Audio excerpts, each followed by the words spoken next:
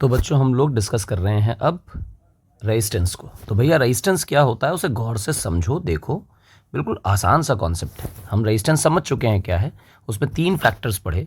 एक हम लोगों ने पढ़ा क्या, एक पढ़ा रेजिस्टिविटी जो मटेरियल और टेम्परेचर का फंक्शन होती थी, टेम्परेचर बदलने पर रेजिस्टिविटी बदल जाती थी, और मटेरियल का फंक्शन थी, यानी कॉपर के लिए अलग, जिंक के लिए अलग, आयरन के लिए अलग, स्टील के लिए अलग, है ना, इस तरह से। और लेंथ और एरिया एक फैक्टर था जो शेप और साइज को डिनोट करता था, यानी सेम मटेरियल का सेम टेम्परेचर पर अगर शेप और साइज चेंज कर दो, यानी लेंथ और एरिया चेंज हो जाए, तो हम कहेंगे कि रेजिस्टेंस बदल गया। तो ठीक, अच्छी बात है, लेकिन ये रेजिस्टेंस का टेम्परेचर के साथ वेरिएशन वाला फॉर्मूला हमने नहीं पढ़ा था। हमने R = ρL/A वाला फॉर्मूला पढ़ा था, जिसमें टेम्परेचर के साथ क्या वेरिएशन है इसकी कोई चर्चा नहीं करी थी। तो चलो कर लेते हैं, थोड़ा सा देख लेते हैं क्या है। ध्यान दो बच्चों, रेजिस्टेंस विद टेम्परेचर, ये कॉन्सेप्ट अभी हम देखने जा रहे हैं, ठीक है। कंडक्टर्स एक मटेरियल हैं, सेमीकंडक्टर्स दूसरे मटेरियल्स हैं। कंडक्टर्स में जब हम टेम्परेचर को बढ़ाते हैं तो इसके साथ रेजिस्टिविटी बढ़ जाती है और रेजिस्टेंस का भी इंक्रीमेंट होता है, ये इंपॉर्टेंट बात है, ठीक। यानी टेम्परेचर बढ़ने से रेजिस्टेंस बढ़ता है। आइए, सेमीकंडक्टर्स में टेम्परेचर के बढ़ाने से रेजिस्टिविटी घट जाती है, जिसके कारण से रेजिस्टेंस घटता है। देखें ध्यान से कि सेमीकंडक्टर्स का टेम्परेचर के साथ बिहेवियर और कंडक्टर्स का टेम्परेचर के साथ बिहेवियर बिल्कुल अलग अलग है, जस्ट उल्टा है एक दूसरे से। ध्यान दीजिएगा इस बात का, बड़ा इंपॉर्टेंट है, ठीक है। अच्छा, अब रेजिस्टेंस के कुछ ऐसे सवाल आते हैं जिनमें हम रेजिस्टेंस को कट करते हैं, ध्यान से देखिए, स्ट्रेच करते हैं और डबल या ट्रिपल या मल्टीपल फोल्ड करते हैं, ठीक। तो ये तीनों सवाल अलग अलग तरह से लगते हैं। कट का क्वेश्चन अलग तरह से, स्ट्रेच का क्वेश्चन अलग तरह से, डबल ट्रिपल मल्टीपल फोल्ड का क्वेश्चन अलग तरह से। हालांकि इन दोनों को मर्ज किया जा सकता है, लेकिन ये सिस्टम अलग है। तो सबसे पहले हम लोग रेजिस्टेंस के वेरिएशन को उसके कट के केस से समझते हैं कि जब कट करेंगे तो क्या होगा। तो सबसे पहले कट के केस में आप एक रजिस्टर बना लीजिए। हमने एक वायर बना लिया, इस वायर का कुछ एरिया है A, इसकी कुछ लेंथ है लेट सपोज L, और इसकी कोई ना कोई रेजिस्टिविटी होगी ρ। तुमने कहा ठीक है। हमने कहा यार अगर इसको बीच से ऐसे कट कर दें, और कट करें वो भी मिड पॉइंट से, यानी कि आधी दूरी ये लंबाई हो गई L/2 और ये भी हो गया L/2। ऐसा होने पे तुम्हें दिखाई देगा कि जो नए कंडक्टर्स बनकर आए, इसके 2 टुकड़े बनकर आए, उनके एरिया में कोई चेंज नहीं हुआ, क्योंकि तूने लेंथ के अलॉन्ग काटा ना। तो दूसरा वाला जो आएगा वो भी ऐसा ही होगा, और उसके एरिया में भी कोई चेंज नहीं होगा, ए ही रहेगा, क्योंकि मटेरियल सेम है, टेम्परेचर सेम है, तो रेजिस्टिविटी में भी कोई चेंज नहीं आएगा। और लंबाई कितनी हो जाएगी बेटा, L/2। यानी कट के केस में जो याद रखने वाली बात है वो ये कि एरिया में चेंज नहीं आता।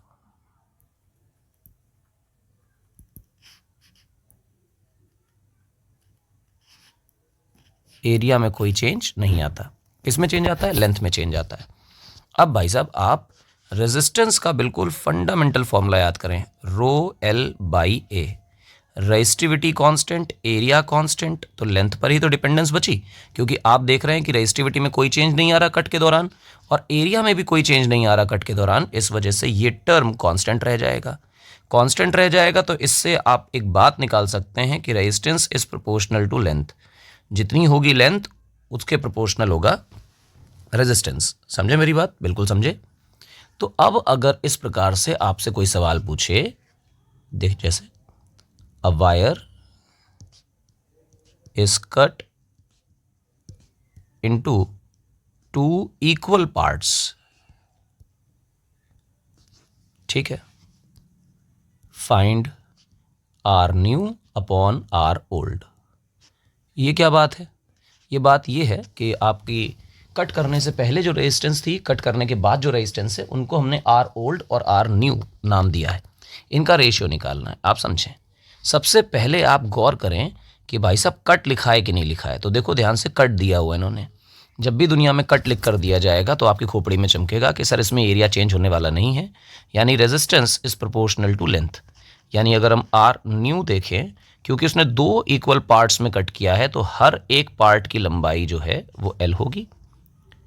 और ओल्ड की बात करें तो अगर पुराना रेजिस्टेंस है तो पुराना रेजिस्टेंस जो होगा वो 2L लंबाई का होगा, तभी तो कटकर वो L लंबाई के 2 पार्ट्स में टूटा होगा। L से L कैंसिल कर दो, 1/2 कर दो, तो आर न्यू का जो फॉर्मूला बन गया वो बना आर ओल्ड डिवाइडेड बाय 2, यानी पहले से हो गई आधी रेजिस्टेंस। हमें पता भी है कि लेंथ अगर आधी होगी तो रेजिस्टेंस भी आधा हो जाएगा। बिल्कुल सिंपल सा कॉन्सेप्ट है। यहाँ पर एक दूसरा सवाल भी देख लो, क्या कह रहा है। अ 16 ohm resistance wire is cut into 4 equal parts. Find resistance of each part. तो कुछ खास नहीं करना बेटा इसमें, सबसे पहले तो रेजिस्टेंस बना लो। ये आपके पास टोटल लंबाई थी L और इसके आपने कितने टुकड़े किए बेटा, 4। तो 1 टुकड़ा, 2, 3 और 4, और सब इक्वल पार्ट के हैं, तो जो एक टुकड़ा बनकर आ रहा है उसकी लंबाई कितनी है बेटा, L/4। एरिया में कोई चेंज नहीं, रेजिस्टिविटी में कोई चेंज नहीं। तो अगर हम टोटल रेजिस्टेंस पुराने वायर की चर्चा करेंगे तो ρL/A लिखेंगे, और अगर हम एक पार्ट की चर्चा करेंगे तो रो रहेगा, ए में भी कोई चेंज नहीं आया है, लेकिन लेंथ पहले से 1/4 हो गई है। अब ध्यान से देखो, ρL/A अलग कर लो, 1/4 अलग कर लो। ज़रा इस हिस्से को देखो कहाँ है ये, इस हिस्से को गौर से देखो। ρL/A तो टोटल रेजिस्टेंस है, यानी कि हमारा जो एक पार्ट का रेजिस्टेंस है वो आर टोटल इंटू 1/4 है। और टोटल रेजिस्टेंस हमारे वायर की इस सवाल में दी गई है, ध्यान से देखो, ये दी गई है 16 ओम। अगर 16 ओम है तो इसे लिखेंगे 16 डिवाइडेड बाय 4, यानी हर एक की कितनी आ गई, 4 ओम। ये पूरा लिखने का तरीका है। अदरवाइज इसको दूसरे ढंग से समझते तो ऐसे लिख लेते कि resistance is proportional to length, if length becomes L/4 resistance will also become R/4। तो अगर टोटल रेजिस्टेंस है 16 का और इसको करना है R/4 तो it will become nothing but 4 ohms only. बात समझ में आती है कट की? बिल्कुल सर समझ में आती है। तो इस तरह से वायर के कट के क्वेश्चंस पूछे जाते हैं, जिनमें कुछ खास नहीं है, जितने टुकड़ों में तोड़ा गया उतने टुकड़ों में रेजिस्टेंस को तोड़ लेना है। नया क्वेश्चन देखें। एक रेजिस्टेंस है, वायर है, ये L लेंथ का है। कह रहा है कि इसको तोड़ा गया ऐसे, और लेंथ का जो रेशियो है वो 2:3 का है। ठीक, यानी अगर मैं इसको L1 बोलूँ, इसको L2 बोलूँ, तो L1:L2 इक्वल टू 2:3, ये है। समझे बात? बिल्कुल समझे सर। तो कह रहा है कि find R of part 1 divided by R total, also find R of part 2 divided by R total. तो हमने कहा ठीक है, अच्छी बात है, निकाल लेंगे इस सवाल को, कोई दिक्कत की बात नहीं है ऐसी।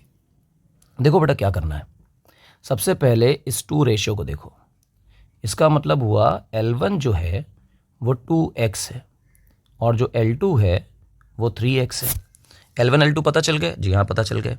आपको क्लियर पता होना चाहिए कि 2x और 3x यानी L1 और L2 मिलाकर L के बराबर होंगे। भाई ये वाली लेंथ और ये वाली लेंथ मिलाकर ही तो टोटल L के बराबर आ रही है। तो यहाँ से आया 5x इक्वल टू L, तो x की वैल्यू आई L/5।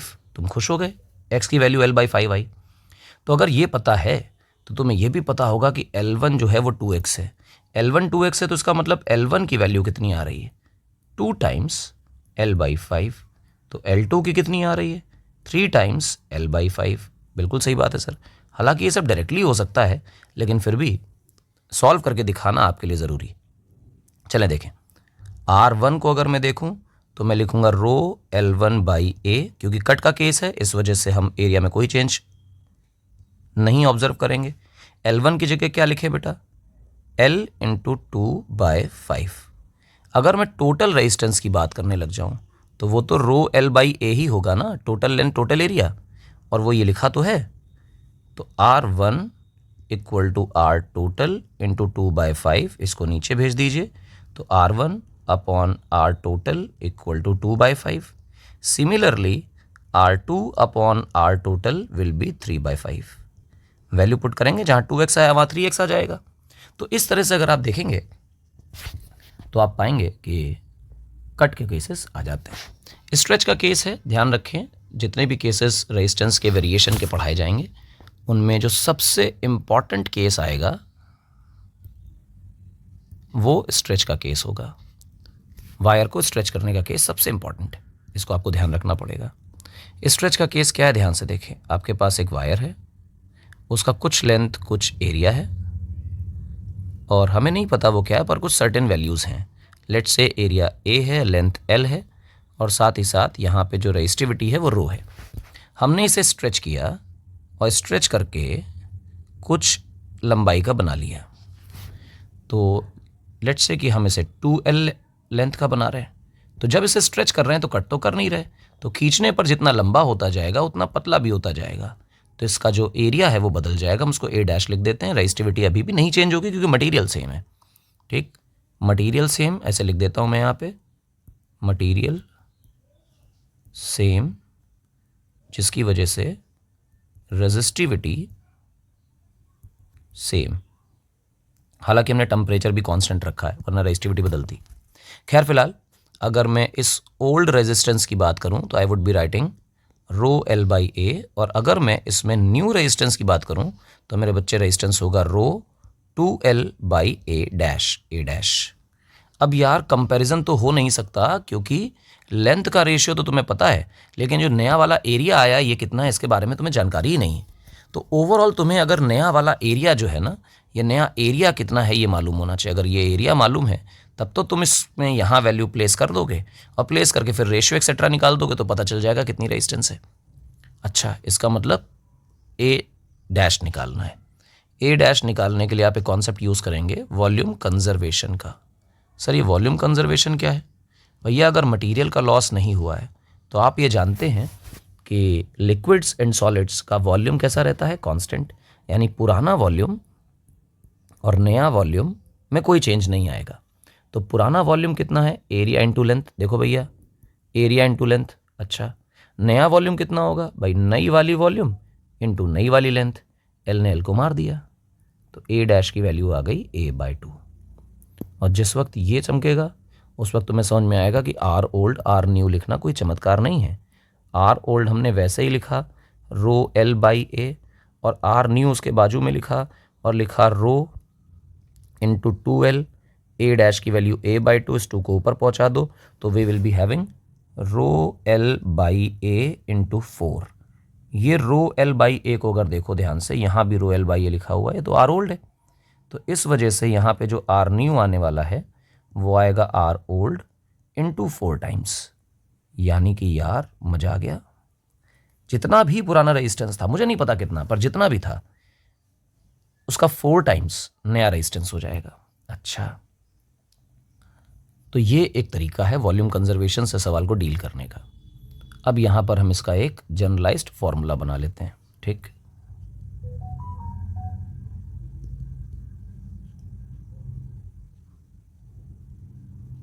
क्या बना रहे हैं बेटा, जनरलाइज्ड फॉर्मूला। बहुत इंपॉर्टेंट चीज़ है ये।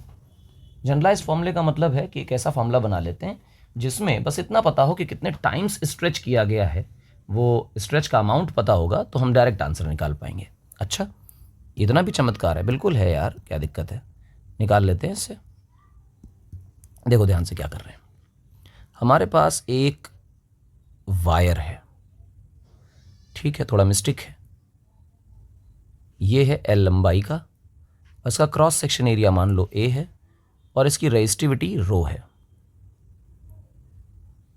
और हमने इसे कुछ लंबा कर दिया, 2 टाइम्स, 3 टाइम्स, 2.5 टाइम्स, 7.6 टाइम्स, जितना भी, मुझे नहीं पता कितना, तो मैं कह देता हूँ n टाइम्स लंबा कर दिया। ये क्या बकवास हुई? अरे n टाइम्स मतलब 2 times, 3 times, 4 times, 5 times, n times.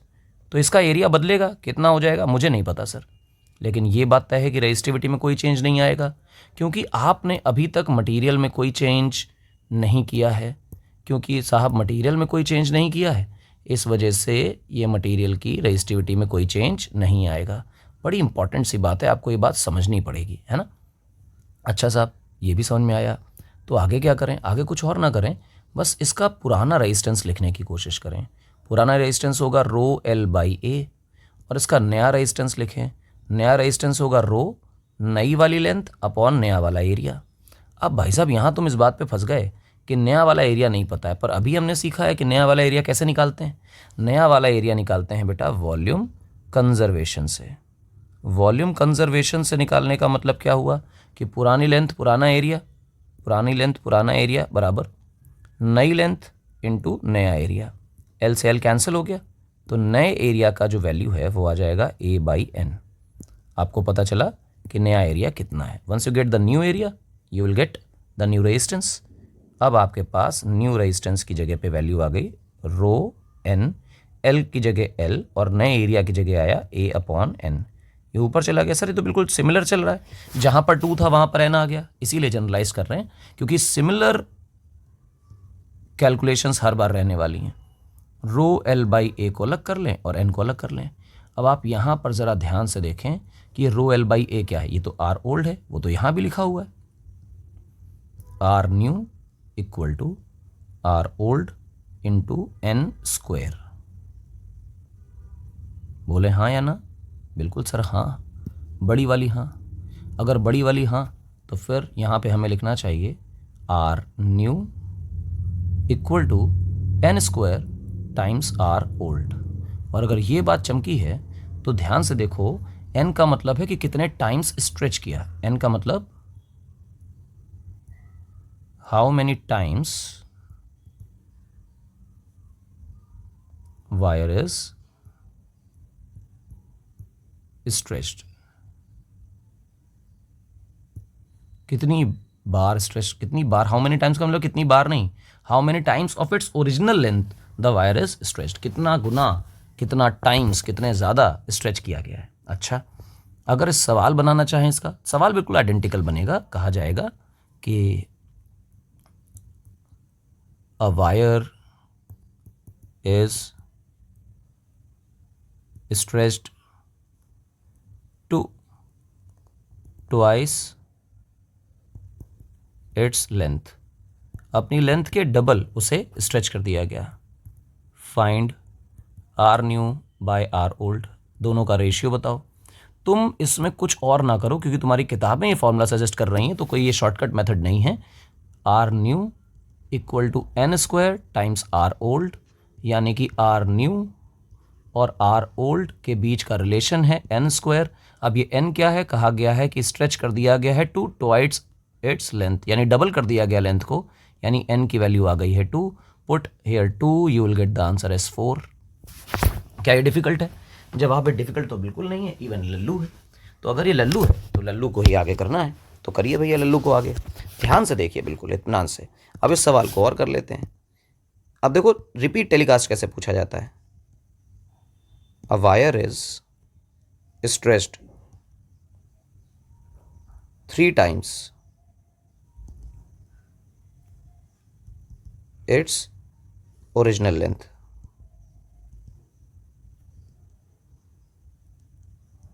अपनी ओरिजिनल लेंथ के 3 times स्ट्रेच कर दिया जाता है। तो find R new upon R old equal to what. ना ठीक है, कोई दिक्कत नहीं। सब जानते हैं कि आर न्यू और आर ओल्ड के बीच का रिलेशन है एन स्क्वायर। कितने टाइम्स स्ट्रेच किया गया? 3 times। तो आपने कहा एन की वैल्यू कितनी है? 3। यहाँ रखिए, एन की वैल्यू 3 का स्क्वायर कितना आया बेटा? 9। लीजिए साहब, सवाल बन गया। क्या ये मुश्किल सवाल है? जवाब है ना, बिल्कुल आसान सवाल है। तो ये स्ट्रेच का केस हो गया। ध्यान रखिएगा बेटा, ये बार बार वॉल्यूम कंजर्वेशन और ये सब तमाशा लगाने की कोई ज़रूरत नहीं है। Use only this formula. हमने वॉल्यूम कंजर्वेशन का जो केस पढ़ा वो पढ़ा ही इसलिए कि एक जनरलाइज्ड फॉर्म बना ले स्ट्रेच के लिए, और स्ट्रेच के लिए जनरलाइज्ड फॉर्म बनाने के बाद बार बार क्या प्रोसीजर पे जाओगे? नहीं, इसी फॉर्मूले का इस्तेमाल करो। सर डायरेक्ट फॉर्मूले से नंबर तो नहीं कटेंगे? नहीं भैया, आप अगर अपनी बुक सेलेना वाली देखेंगे तो आप पाएंगे कि उसमें ये फॉर्मूला मैंशनड है, ये फॉर्मूला है आपकी किताब में। अब क्योंकि सेलेना ये फॉर्मूला मेंशन करके दे रही है, इसका मतलब जो सिलेबस है वो ये अलाउ कर रहा है कि you can use this formula directly. ये कोई शॉर्ट ट्रिक नहीं है, ठीक है ना? तो आप बार बार वॉल्यूम कंजर्वेशन पे ना जाइए। केस ऑफ फोल्ड, ध्यान रखिए बेटा, केस ऑफ फोल्ड भी एक जैसा ही है, ठीक? ये सेम एज स्ट्रेच है। ये क्या बात हुई, फोल्ड और स्ट्रेच एक जैसे कब से होने लगे? बेटा होते हैं, इसका कुछ इलाज नहीं है, कुछ कर नहीं सकते हो क्योंकि होते तो हैं ही। अच्छा ज़रा बताइए, समझाइए क्या चीज़ है ये। तो ज़रा वायर के विषय में सोचो कि यू हैव अ वायर। तुमने कहा ठीक है वायर है हमारे पास। अब इस वायर को स्ट्रेच करने की बजाय फोल्ड करना है। फोल्ड करने का मतलब आप यहाँ से इसको घुमा के इसके ऊपर लपेट दीजिए। तो जब आप लपेटेंगे तो फाइनल आंसर क्या होगा? ये होगा। 2 बार लपेटा आपने। 2 बार लपेटने का मतलब अगर शुरुआत की लेंथ L थी तो 2 बार लपेटने के बाद फाइनल लेंथ L/2 हो गई। पर एक बात ध्यान दीजिए कि एरिया जो A था, आज वो एरिया डबल होकर कितना हो गया? 2A, क्योंकि 2 बार आ रहा है ना, एक के ऊपर एक बार लपेट जा रहा है। सर वहाँ देखा था हमने कि अगर लेंथ को NL बना रहे थे तो एरिया A/N हो जा रहा था। यहाँ हम देख रहे हैं कि अगर हम लेंथ को L/N बना रहे हैं तो एरिया NA हो जा रहा है। देखो ध्यान से देखो, लेंथ को L/N बनाया तो एरिया NA हो गया। हाँ, ये तो बिल्कुल वही फॉर्मूला है, बिल्कुल वही फॉर्मूला है। तो अब सवाल कैसा आएगा, ध्यान से देखना। सवाल आएगा, कहेगा कि a wire is tripled on itself. अपने ऊपर ट्रिपल कर दिया गया, अपने ऊपर लपेट दिया गया। कितनी बार? ये इंपॉर्टेंट है। ये जो ट्रिपल डबल्ड इस तरह का लिखा जाएगा उसका मतलब है उतनी बार लपेटा गया। तो यानी n की वैल्यू जो है वो 3 नहीं है। n की वैल्यू कितनी है बेटा? 1/3। 1/3 क्यों? क्योंकि लंबाई L की बजाय L/2 इस एग्जाम्पल में है, और जो हम क्वेश्चन कर रहे हैं इसमें कितनी हो गई बेटा? L/3 हो गई। ध्यान से देखो, हमारे पास एक वायर है, इस वायर को आपस में लपेट दिया गया 3 बार। तो ये 1 बार, 2 बार और 3 बार, तो लंबाई कितनी हो गई? L/3। कितने से डिवाइड किया? 3 से। ये आया n की वैल्यू 1/3। अगर ये n की वैल्यू 1/3 तुम्हें पता है तो तुम वही फॉर्मूला दोबारा लगा लो कि R new equal to n² R old. यही फॉर्मूला लगाओ, इसके अलावा दूसरा फॉर्मूला नहीं है भैया, है ना। आप ये मत समझना ये केस अलग है। ये केस वही मैंने पहले ही कहा था ना कि ये वाला केस उसी से बन जाता है, तो उसी से बनाओ, कुछ नया मत सोचो। बस क्या लिखो कि R न्यू इक्वल टू 1/3 का whole square R old.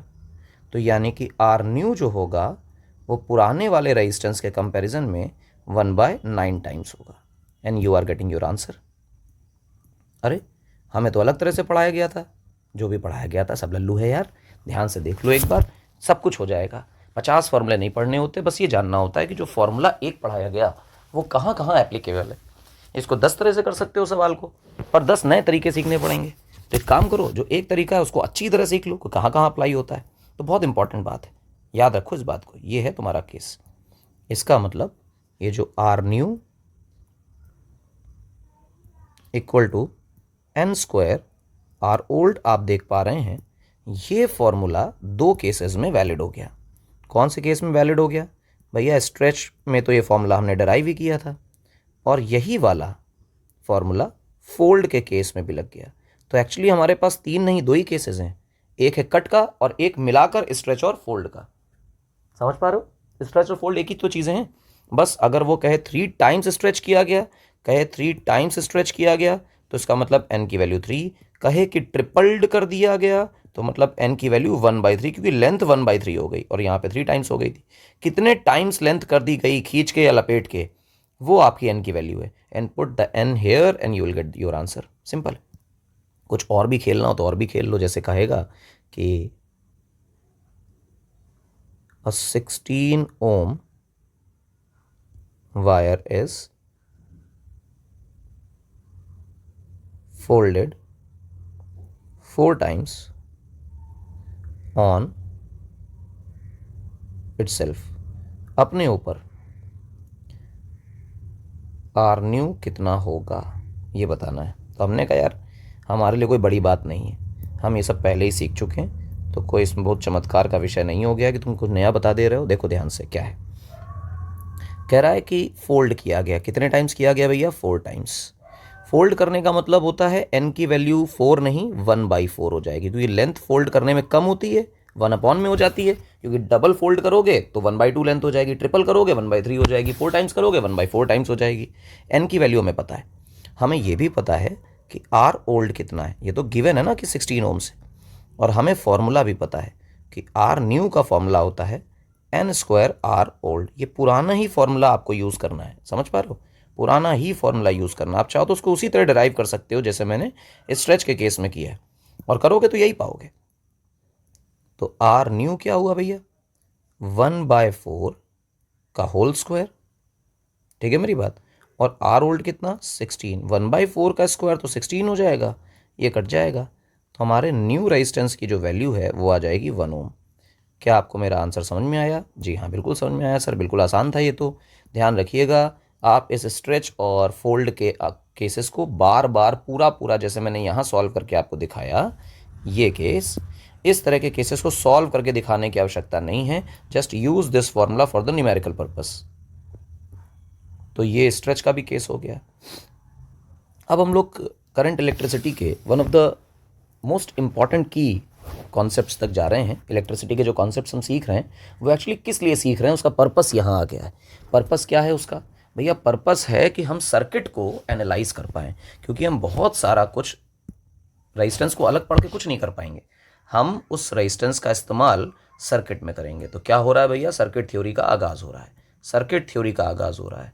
Circuit theory के आगाज़ का मतलब हम पढ़ने जा रहे हैं कि सर्किट में रेजिस्टेंस, बैटरी, वायर कैसे काम करते हैं। तो देखिए आपके पास एक ये प्यारा सुंदर सा सर्किट बना हुआ है। अगर आप सर्किट को ध्यान से देखें तो ये कनेक्टिंग वायर है सिंपल सा। यहाँ पे जो हार्ट बीट जैसा बना दिया गया है ये रेजिस्टेंस है। आपको दिख रहा है कि ये क्या है बेटा? रेजिस्टेंस है। रेजिस्टेंस वही कंडक्टर है, रेजिस्टर है ना। डिवाइस का नाम रेजिस्टर होगा, उसकी प्रॉपर्टी जो होगी वो रेजिस्टेंस होगी। फिर ये वायर है, आपको दिख रहा है कि ये स्विच है या की है, जो भी इसे कहना चाहें। उसके बाद ये लल्लू पोटेंशियल, ये हप्पू पोटेंशियल, प्लस माइनस की ये बैटरी है जिसका पोटेंशियल डिफरेंस V है, और ये कनेक्टिंग वायर्स हैं। ये जो कनेक्टिंग वायर्स हैं उनकी एक खास बात है, these connecting wires have almost zero resistance. हम सर्किट के अंदर इन कनेक्टिंग वायर्स की रेजिस्टेंस को कंसीडर नहीं करते। तो ये क्या है भैया? Equi potential. क्या है? Equi potential. Sir equi potential का क्या मतलब है? इक्वी पोटेंशियल का मतलब है कि पोटेंशियल रिमेन्स सेम। क्या हुआ? Potential remains same. अगर पोटेंशियल सेम है तो डेल्टा V कितना हुआ? 0। पोटेंशियल डिफरेंस 0 हुआ। सर पोटेंशियल डिफरेंस 0 कैसे हुआ? अभी बताते हैं यार। इक्वी पोटेंशियल का मतलब ही यही है ना। लेकिन कब से कब तक किसकी बात हो रही है? वायर की बात हो रही। तो वायर इक्वी पोटेंशियल है। मान लो यहाँ का पोटेंशियल हमने कंसीडर किया 0, तो जब तक वायर रहेगा तब तक पोटेंशियल क्या रहेगा? 0। वायर के बाद रेजिस्टेंस आ गया, रेजिस्टेंस से इधर गया, पोटेंशियल बदल गया। समझे मेरी बात? बैटरी से इधर गए, पोटेंशियल बदल गया। यानी बैटरी के थ्रू पोटेंशियल बदलेगा, रेजिस्टेंस के थ्रू पोटेंशियल बदलेगा, लेकिन वायर में पोटेंशियल नहीं बदलेगा। जैसे मान लो कि तुम्हारी बैटरी है, अब बैटरी का पोटेंशियल डिफरेंस कितना है बेटा? V। तो यहाँ पोटेंशियल कितना मान लें 0। तो जैसे ही हम हायर की तरफ जाएंगे तो हमें यहाँ पे V पोटेंशियल मिलेगा। मैं बैटरी के केस में पहले भी बता चुका हूँ कि हायर पे V मान लेते हैं और लोअर पे 0 मान लेते हैं। इसी प्रकार से हम आगे गए तो जब तक वायर है तब तक पोटेंशियल में कोई चेंज नहीं आएगा, क्योंकि हमने पहले ही मान रखा है कि इक्वी पोटेंशियल होते हैं वायर। तो यहाँ का पोटेंशियल कितना? V। अब रेजिस्टेंस आ गया, रेजिस्टेंस के आगे पोटेंशियल बदल जाएगा, you will getting 0।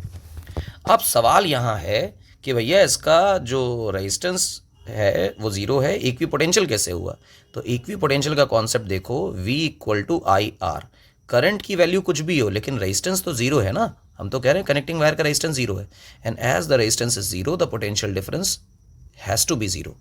Ohm's law से भी एक बात जस्टिफाई होती है। तो रेजिस्टेंस इग्नोरेबल है, इसलिए पोटेंशियल ड्रॉप भी इग्नोरेबल है। तो आप वायर्स में नहीं मानते रेजिस्टेंस। ठीक है, बात समझ में आती है। अब जहाँ कहीं भी तुम्हें बैटरी दी हुई है तो इस बैटरी में जो गिवन रहता है ये V, ये पोटेंशियल डिफरेंस है। इट में भी 2 volt given, 3 volt, 5 volt, whatever, लेकिन ये V गिवन होगा। आप बैटरी के छोटे बड़े डंडे को देखिए, छोटा वाला माइनस, बड़ा वाला प्लस। जो बोल रहे हैं इसको ऐसे ही याद रखना जैसे बोल रहे हैं। छोटे वाले की तरफ आप अपने मन से क्या मान लो? 0 वोल्ट। तो हायर वाले की तरफ क्या मान लो? V volt. मान लो कि ये 3 वोल्ट होता तो यहाँ 0 मानते तो यहाँ 3 आंसर आता। ये 4 वोल्ट होता तो यहाँ 0 मानते तो यहाँ 4 आंसर आता। बात पल्ले पड़ी? तो यहाँ 0 माना, पोटेंशियल डिफरेंस आपका V है, तो यहाँ भी कितना हुआ? V। अब 0 के साथ जब तक वायर रहेगा और रेजिस्टेंस या बैटरी नहीं आएगी तब तक पोटेंशियल 0 रहेगा। ये V के साथ जब तक वायर रहेगा तब तक पोटेंशियल 0 रहेगा। आप रेजिस्टेंस के बारे में देखिए, रेजिस्टेंस ने कहा मेरे लेफ्ट हैंड साइड पे V है, हायर पोटेंशियल है तो पॉजिटिव, और इधर 0 है, लोअर पोटेंशियल है तो negative. Higher is positive and lower is negative, मैंने कई बार रिपीट किया है। और करंट कहाँ से कहाँ फ्लो करता है? हायर से लोअर की तरफ आई। ठीक है मेरी बात? अब अगर मैं तुमसे ये कहने लग जाऊं कि बेटा रेजिस्टेंस में करंट कितना जा रहा है, तो तुम इस बात को अच्छी तरह जानते हो कि सर करंट का फॉर्मूला होता है V/R। होता है कि नहीं होता है? होता है। लेकिन V किसका? रेजिस्टेंस का पोटेंशियल डिफरेंस। आप ध्यान से देखिए कि रेजिस्टेंस का पोटेंशियल डिफरेंस कितना है, एक तरफ हायर एक तरफ लोअर। हायर है V और लोअर है 0। तो अब मैं अगर यहां पर तुम्हें पोटेंशियल डिफरेंस लिखने के बारे में बताऊं तो ये V-0 is the potential difference divided by R। ध्यान से सुनिएगा, करंट का ये फॉर्मूला तभी बेटा काम करता है कि जो रेजिस्टेंस तुमने चूज किया उसी का करंट निकलेगा, उसी का वोल्टेज यूज होगा। ये जो V है ये बैटरी का वोल्टेज है। वो अलग बात है कि बैटरी सीधी रेजिस्टेंस में जुड़ गई है, इस वजह से जो वोल्टेज रेजिस्टेंस के अक्रॉस है वही बैटरी के अक्रॉस है। पर ध्यान देना कि रेजिस्टेंस में कितना वोल्टेज है ये बैटरी से नहीं लिया जाएगा। बैटरी से इस तरह से V और 0 करके बढ़ेंगे और फिर यहाँ पर देखेंगे पोटेंशियल डिफरेंस कितना है और फिर यहाँ पर वैल्यू रखेंगे V-0/R। V क्या है भैया? Higher potential. 0 क्या है बेटा? Lower potential. तो हायर और लोअर पोटेंशियल को देखकर higher minus lower upon resistance करके करंट निकालेंगे। समझे मेरी बात? एक खास बात और है। खास बात क्या है कि आप देख रहे हैं current will flow from higher potential to lower potential. हम पहले भी चर्चा कर चुके हैं कि करंट की डायरेक्शन जो है वो हायर से लोअर ही होती है, यानी हप्पो सिंह टू लप्पू सिंह। यहाँ पर जाएगा क्या बेटा? हमारा करंट। बहुत इंपॉर्टेंट है, यहाँ देखा हमने प्लस से माइनस, हायर से लोअर करंट जाएगा। ठीक है, कुछ थोड़े अपर लेवल क्वेश्चन करेंगे हम लोग अभी। हाँ, सस्ते सवाल नहीं करेंगे, थोड़े डिफिकल्ट क्वेश्चन करेंगे। देखो ध्यान से, पहला तो बहुत ही लल्लू है। 12 वोल्ट की बैटरी दी है, टर्मिनल वोल्टेज दिया है। यहाँ पे कितना कंसीडर करें? 0। ये माइनस ये प्लस, सर कैसे पता? तो ध्यान रखो बैटरी का फिक्स है, छोटा वाला माइनस, ठीक, और बड़ा वाला प्लस। क्या लिखोगे? छोटा वाला माइनस, बड़ा वाला प्लस। ये बहुत इंपॉर्टेंट एक सेगमेंट है जिसे आपको याद ही रखना है। ठीक है, अगर एक साइड पे तुमने 0 कंसीडर किया तो मैंने कहा था ना दूसरे साइड पे क्या कंसीडर करेंगे? 12। अब जब तक वायर रहेगा 0 में कोई चेंज नहीं आएगा, जब तक वायर रहेगा 12 में कोई चेंज नहीं आएगा। अब 6 ओम के रेजिस्टेंस से पूछो कि लेफ्ट साइड पे तो 12 वोल्ट है और राइट साइड पे 0 है, तो बड़ा कौन? 12। जो बड़ा वो हायर, जो छोटा वो लोअर। तो बड़ा और छोटे के हिसाब से आपने इनके नामकरण संस्कार कर दिए, प्लस और माइनस। तो करंट कहाँ से कहाँ जाएगा? हायर से लोअर। कितना? आई। तो जब ये 6 ओम में करंट देखोगे तो लिखोगे क्या भैया? Higher minus lower upon resistance. Higher कितना है बेटा? 12 वोल्ट। लोअर कितना है? 0। और रेजिस्टेंस कितना है? 6। तो मेरी समझ में करंट की वैल्यू आ रही है 2 एम्पियर। क्या आ रही है? 2 एम्पियर। अच्छा, तो बड़ा आसान है सर। हाँ बिल्कुल आसान है, लेकिन सर आप 12 वोल्ट लिख भी रहे हैं यहाँ पर और बैटरी का वोल्टेज भी यूज़ नहीं कर रहे हैं। अभी 2-3 सवालों में दिख जाएगा कि डायरेक्ट बैटरी का वोल्टेज यूज़ करना बहुत समझदारी का विषय नहीं है इसमें। खैर, ये माइनस ये प्लस आपको दिख रहा है?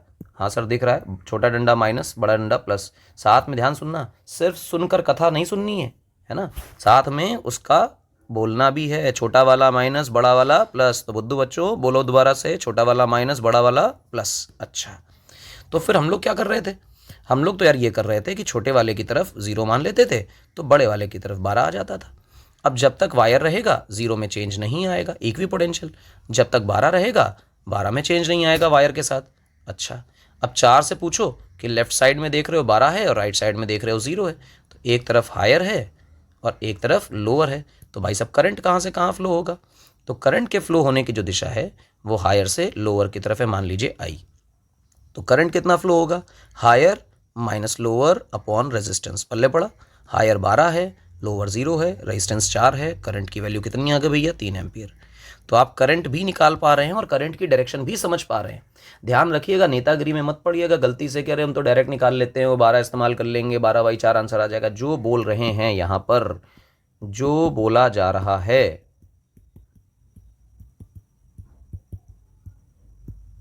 उसे फॉलो करना है, क्योंकि जितना कोर्स तुम्हारा छूटा है ना बेटे, इतने कोर्स के बाद आप भूल जाइए कि आपको बहुत सारा समय मिलेगा, है ना, बहुत कुछ करने का। तो समय हमें नहीं मिलने वाला है, दिमाग में रखना इस बात को। तो कम समय में सारे काम करने, जो तरीका है वो फुल प्रूफ तरीका है, इसमें गलती होने के चांसेस 0 हैं। 4 वोल्ट बैटरी, छोटा वाला माइनस, बड़ा वाला प्लस। छोटे वाले की तरफ क्या माने 0, तो बड़े वाले की तरफ क्या हो जाएगा 4, 0 से 0 तो यहाँ भी 0, 4 से 4 तो यहाँ भी 4। 8 से पूछो लेफ्ट में कौन है तो कहोगे हायर, राइट में कौन है तो कहोगे लोअर, तो ये रहा हायर, ये रहा लोअर।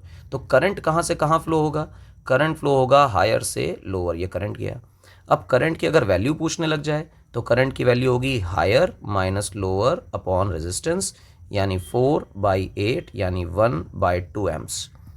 तो ये आपका करंट आ गया। क्या ये डिफिकल्ट है? बिल्कुल नहीं। पर ध्यान सुनना, ये तो 3 मैंने सवाल ये वाला और ये वाला कराए, ये 3 सवालों में आपको हायर लोअर, यहाँ पे हायर लोअर 0 12 ये देखना सिखाया, हायर से लोअर की तरफ करंट जाएगा ये बताया, V higher minus V lower upon R current होता है, तो वो वैल्यू रखना सिखाया। तीनों में रिपीट है, तो आपको लगा होगा 3 सवाल एक जैसे ही करा दिए, सिर्फ इसलिए कि रिपीट करने से आपके ब्रेन को पता चलता है कि एक्टिविटी रिपीट की, इसे याद रखना है, तो आपको नेचुरली याद हो जाएगा।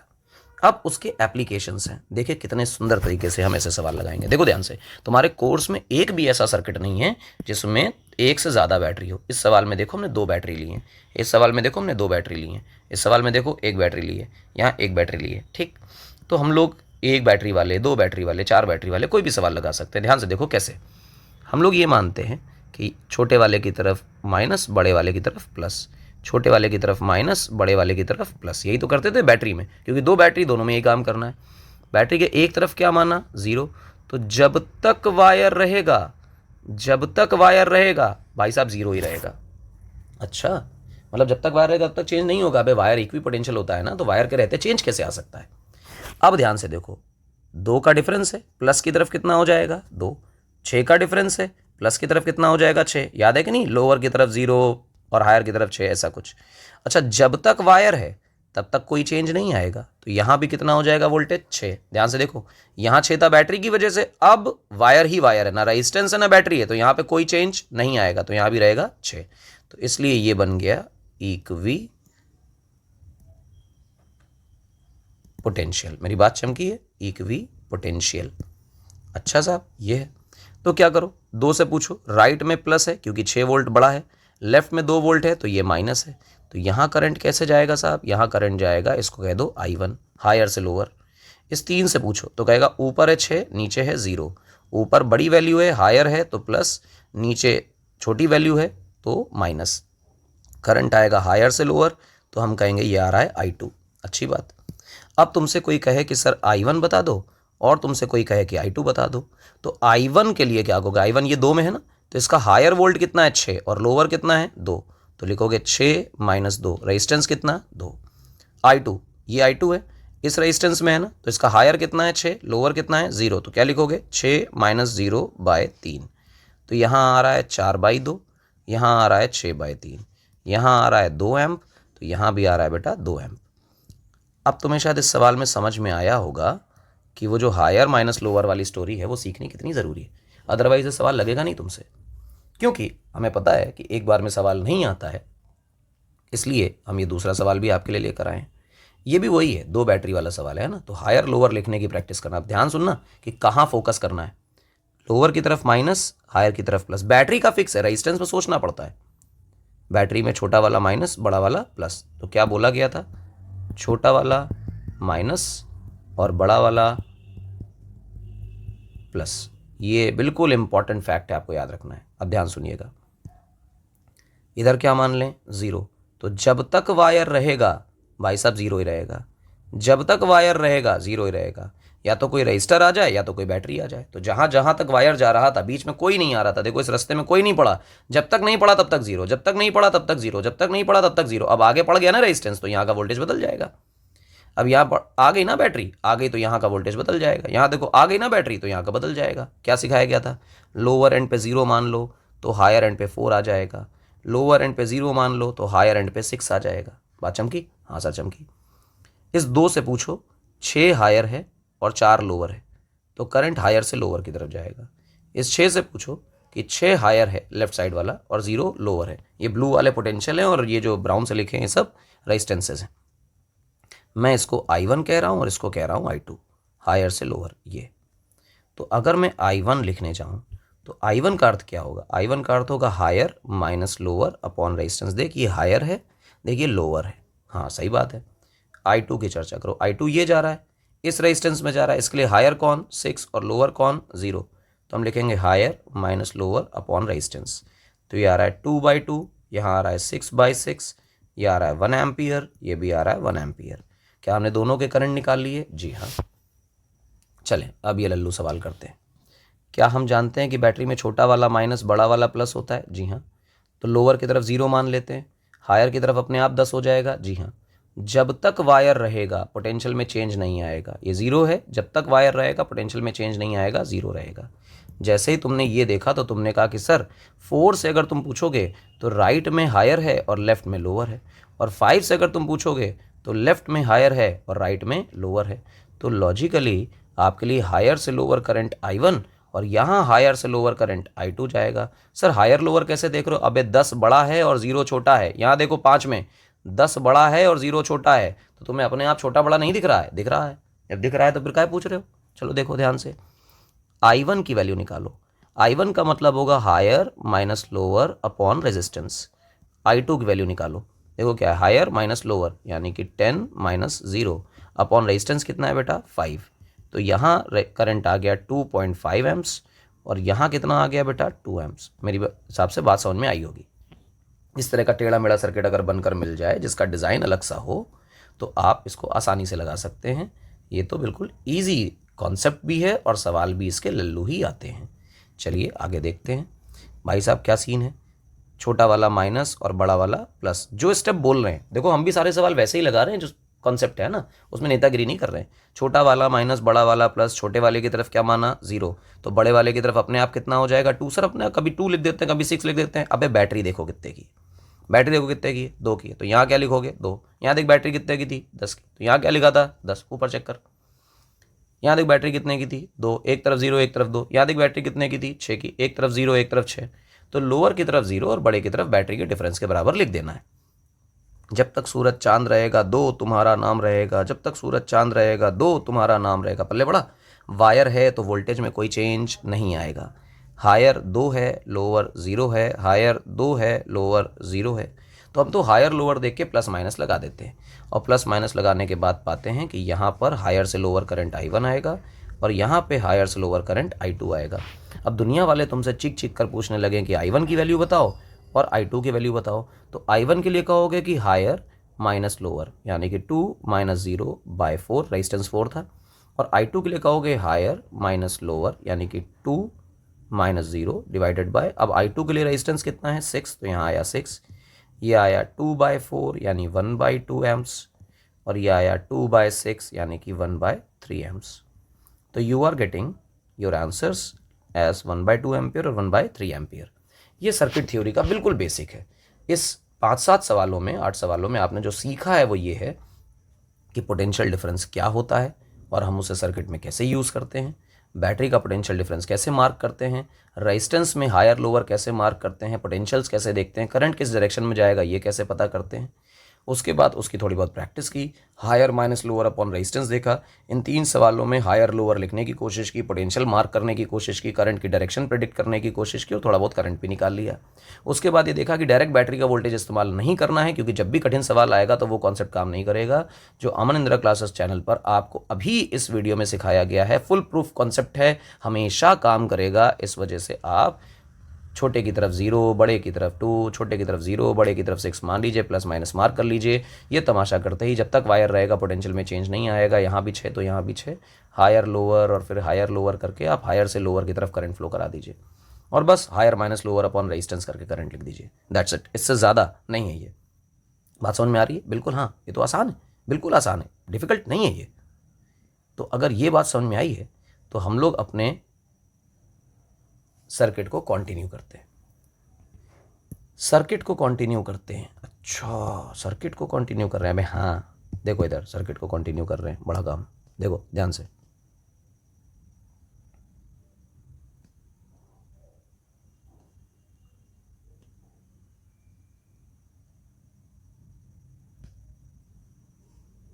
ध्यान से देखना बेटा, बहुत इत्मीनान से।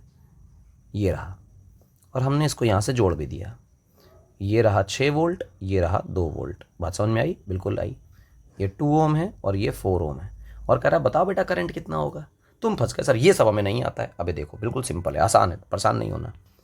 क्या ये छोटा वाला माइनस बड़ा वाला प्लस होगा? हाँ सर। क्या ये छोटा वाला माइनस बड़ा वाला प्लस होगा? होगा सर। क्या हम ऐसा मान सकते हैं, क्या मान सकते हैं कि सर यहाँ पर 0 है? हाँ बिल्कुल मान सकते हैं, मानने में क्या बुराई है, मान लो। अगर यहाँ 0 मानोगे तो यहाँ पर कितना होगा? हायर की तरफ 2 होगा। क्यों? क्योंकि जब तुम बैटरी में लोअर से हायर की तरफ जा रहे थे तो बढ़ कितना रहे थे भैया? डिफरेंस था 2 का, डिफरेंस था 2 का। इसका अर्थ हुआ कि यहाँ पर 0 तो यहाँ पर 2 होना चाहिए, तभी हायर 2 बड़ा हो जाएगा। ठीक, मतलब ध्यान रखो, बैटरी क्या कहती थी? बैटरी कहती थी कि अगर मैं 5 वोल्ट हूँ तो यहाँ पर अगर x है तो हायर की तरफ 5 + x होगा, यानी कि हायर और लोअर में 5 का डिफरेंस रहेगा। तो अगर मैं लोअर की तरफ 0 मानूं तो हायर की तरफ डिफरेंस कितना मेंटेन करना है? 2। अब इस रेजिस्टेंस पे देखो, हम फिर इधर की तरफ चलते हैं तो माइनस से कहाँ जा रहे हैं बेटा? प्लस की तरफ जा रहे हैं।